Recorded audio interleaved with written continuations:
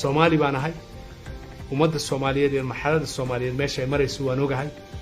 dibka burburka keenana waan garanayaa marka had iyo jeer anigu waxaan ku dadaalaa Soomaali sidaan isugu keeni lahaa midnimadeeda wax wada qabsigeeda iskaashigeeda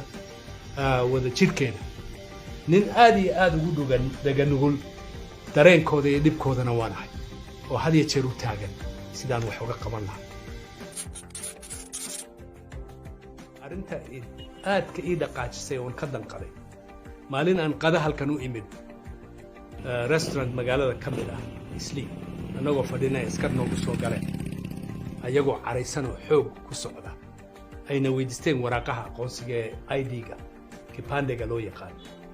anigu ma filanayna ninka askariga inuu ku soo xadgudbo dad rayd ah oo hotel sharciyeysan fadhiya oo wax ka cunaya inay sidaas u soo farageliyaan naxdin weyn bay igu noqotay waan isjiijidnay waan isku dhawaaqnay 6 qof oo Soomaaliyeed dhalinyaro Soomaaliyeed ayaa dibadda u taagneed oo xarka sidii ariga kale ugu xiray maalintaasaan anigu go'aansaday inaan u baahanahay inaan dagaal galno xuquuqdeena aan u dagaalano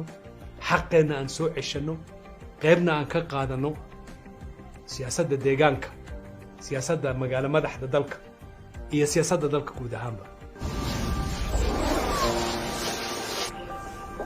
xaafadda nabadgelyadeedu ma fiicneen niman dadka ka dhashay oo xumba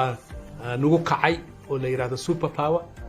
masaajidka subaxdii lagumana tukan jirin oo laga cabsi qabay inay aad ku kalahdo nimankaas oo mindiyaha haysta albaabka ku fariisan askartu way u soo shaqo tagi jireen xaafadda waxay ka soo bixi jireen saldhigyada biliiska ee magaalada midba meel baabuurta halkan wareegaysa magacyadooda markaad aragto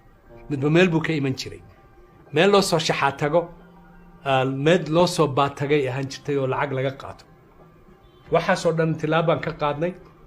xaafaddu hal police station ma lahayn Pangani meel la yiraahdo iyo burburi la yiraahdo looga soo gali jiray dadka askarta imanaysana meel ay ka yimaadeen iyo qofka ay amarka ka qaadanayaan lama ogaan jirin waan soo wada bedelnay iminka Islii 3 saldhigo police bay leedahay oo dad la yaqaano oo lala xisaabtami karaana dhex jooga inkastoo ay iska jiraan mushkilooyinka caadiga ah ciidamada biliiska oo ka jirta wadanka oo dhan oo meeshan Islii khaas u ahay waxa kale toon baabi'inay nimankii burcadka ahaa iyo niman argagixiso oo dhowr jeer qaraxye ka riday xaafadda oo mid kamid ah anigu aan ku dhaawaco maxay iminka magaaladu way furan tahay 24 saac saqda dhaxad wareegi kartaa nalban meel kasta gelinay oo meel tuuga iyo dad burcada ay ku isku qariyaan ma jirto markaad Kariako ka soo gasho nalka ka shidan magaaladan Malayn Karimayst Georgia Road markaad ka soo gashaa nalka ugu horeysa Jogo Road markaad ka soo gashaa markaad ka baxdana mugdi baad galaysaa marka magaalo shidan oo fiican bay noqotay wadamada badan oo dagaal ka dhacay baan anigu ka soo shaqeeyay marka waxaan isleeyahay meesha dagaalna kama dhicin shidadkeedina sidan bay u baabaasan yihiin dugsiyadeedii sidaas ay u baabaasan yihiin maamulka xaafadda sidaas u baabaasan yahay marka dib waxaan ugu noqday sidii aan ugu holgeli lahaa isbedel inuu ka dhaco xaggaas jidkan First Avenue oo halbowlaha xaafadda ah jid diiqa ah oo mararka qaarkood roobka markuu da'ana daad hatta baabuurta qaada ayuu ahaa gaari gacmeed ba dadka culculus iyo maamooyinka lagu gudbin jiray oo lacag laga qaadi jiray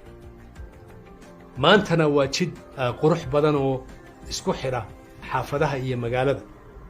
ganacsiga xaafadana wax weyn ka bedelay Second Avenue sidaas oo kale u burbursana Janowaringe sidaas u burbursana Muratina marna dhiiqo ahaa oo jidba ma ahayn marna wuxuu ahaa meel boardkiisa uu ku dilayo maanta waa jid fiican waxaan isku xirnay xaafadda ilaa Thika Road jidkan highway-ga Thika taga marka isgaarsiinteeda meel kastaba iminka jid ahaan waan hagaajino oo magaalo fiican bay noqotay oo ilaa 30 jid oo muhiima ayaan dhisnay kii ugu dambeeyna uu yahay kan Jam Street ee la yiraahdo Athmani Kipanga oo iminka gacanta lagu hayo si degdeg ah loo wado oo dhawaana noqon doona jidadka ugu fiican xaafadda iyo magaalada Islii. dhismaha halkan ka socdana dhaqaalaha lagu dhisayo Islii iyo Kenya kali kama imaanina meel kasta, kan Australia jooga, kan Mareykanka jooga, kan Canada jooga, kan Ingiriiska jooga, kuwan Yurubta kale jooga, nin kastaba lacagta uu urursanayo xagga meesha uu joogo wax kuma dhisanaye Nairobi buu u soo socdaa inuu ganacsigeeda ka faa'iido wax geliyo. Soomaaligu waqtigu doonuu soo geli karaa, baasaboorka stamp loogu dhufanaya, maalinta dambana ganacsi buu furanaya, guri buu dhisanaya, xaaskiisu keensanaya, carruurtiisa buu dugsiga hore ka geynaya. marka meel sidaas oo kaleeta ah adduunka ma jirto. waxaa jira niman yar kacay mar la yar dhibay oo intay caroodeen yiraahdeen Turkiga noo furan oo tagayna oo tagay. dad Ethiopia tagay baa jiro oo ganacsigoodi xagga u qaad. way ka shalaynayaan maanta, way iska hor yimaadeen nidaamkii Turkiga iyo shacabka Turkiga. way soo noqonayaan xarunta la isku haleyn karo oo hiyiga Soomaaliyeed oo aan isugu wada iman karno waa Islii. aniguna waxaan aad ugu faraxsanahay inaan qayb ka qaatay abuurinta fikraddaasi Soomaalinimo ee maanta ku xididaysatay deegaankan Islii.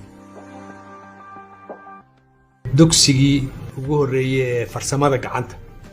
aan ka dhisno Islii sanadkii horaan dhamaystirnay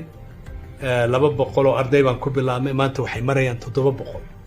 farsamooyin kala duwan baa lagu kala qaataa.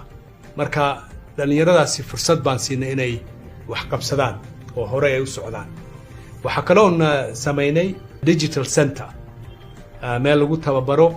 farsamada ICT-ga, information communication technology-ga, online shaqooyinka online-ka. ilaa 3,000 oo dhalinyaro ayaa soo maray oo dhamaystirtay. qaarkoodna ay shaqooyin ayagu ay iska leeyihiin furteen, qaarkoodna ay shirkado waaweyn u shaqeeyaan oo uma baahan inay xafiis tagaan dadkaasoo farsamada ay leeyihiin. shirkado waaweyn oo India, Japan, Mareykanka ku yaalay halkan uga shaqeeyaan habeenkii. aydiga waxaa laga qaadan jiray Nyayo House. dad shisheeyo la garanaynin baa markaa xafiiskaasi maamuli jiray. dadka Soomaaliduna aad bay ugu dhibaataysnaayeen. waan ka soo qaadnay Kamkunji baa iminka laga qaataa, Islii baa laga qaataa aydiga Huduma Center. 2 Huduma Center baan leenahay iyo xafiis weyn oo aad ka bedelan karto waraaqaha. deegaanka Kamkunji iyo Islii jidad quruxsan bay lahaan jirtay, dhir bay lahaan jirtay,